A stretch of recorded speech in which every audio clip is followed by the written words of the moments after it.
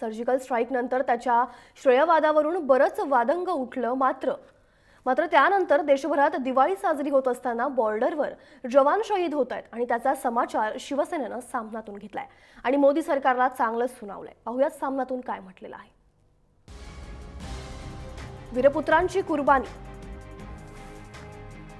देशभरात दिवाळी साजरी होत असताना पाकिस्तानच्या हल्ल्यात 4 जवान शहीद झाले.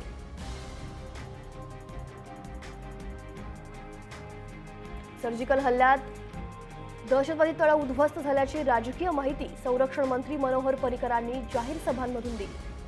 मात्र पाकिस्तानचे जे शेपूट वळवळताना फटके मारित आहे